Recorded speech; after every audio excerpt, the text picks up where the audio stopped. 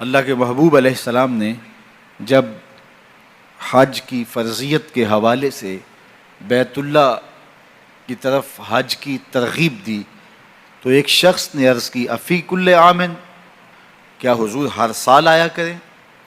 تو آقا کریم علیہ السلام خاموش رہے۔ تو پھر حضور نے ترغیب دی تو وہ شخص پھر کھڑا ہو گیا، کیا ہر سال آیا کریں؟ تو آقا کریم علیہ السلام نے فرمایا نہیں، لو قلت نعم لوجبت، اگر میری زبان سے ہاں نکل جاتی تو ہر سال ہی واجب ہو جاتا، اور اگر ہر سال واجب ہوتا تو تم ہر سال ادا کرنے کی طاقت نہ رکھتے۔ تو حضور کی زبان سے اگر ہاں نکل جائے تو وہ دین بنتا ہے۔ لو قلت نعم لوجبت، اگر میری زبان سے ہاں نکل جاتی اور اگر میں ہاں کہہ دیتا تو وہ واقعہ ہی واجب ہو جاتا۔ وہ زبان جس کو سب کن کی کنجی کہیں، اس کی نافذ حکومت پہ لاکھوں سلام۔ لو قلت نعم، اگر میں ہاں کہہ دیتا، لوجبت، تو واجب ہو جاتا۔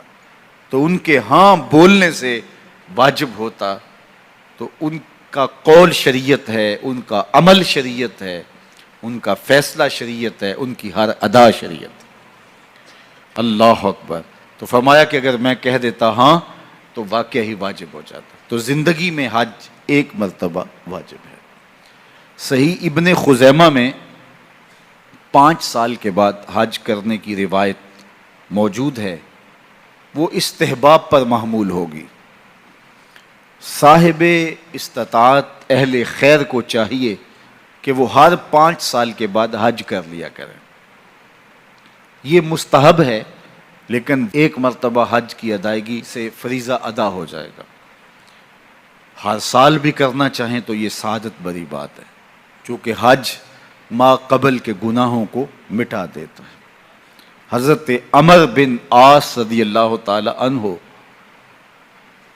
حضور کی خدمت میں حاضر ہوئے اور عرض گزار ہوئے، ابسط یمینہ کا ابایے کا، حضور اپنا دایاں ہاتھ آگے بڑھائیے، میں آپ سے بیعت کرنا چاہتا ہوں۔ جب وہ حضور کی خدمت میں حاضر ہوئے، ایمان لائے، تو اپنا واقعہ بعد میں خود بیان کرتے ہیں کہ میں حاضر خدمت ہو کے کہا کہ حضور اپنا دایاں ہاتھ آگے بڑھائیے، میں آپ سے بیعت کرنا چاہتا ہوں۔ آقا کریم علیہ الصلوۃ والسلام نے ہاتھ آگے بڑھایا، فقبضت یدی، تو کہتے ہیں میں نے اپنا ہاتھ پیچھے کھینچ لیا۔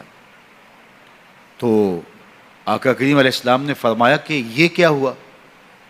تو میں نے کہا کہ یا رسول اللہ صلی اللہ علیہ وسلم، میں کوئی شرط لگانا چاہتا ہوں، میں یوں ہی بیعت اسلام نہیں کروں گا، میں کوئی شرط لگانا چاہتا ہوں۔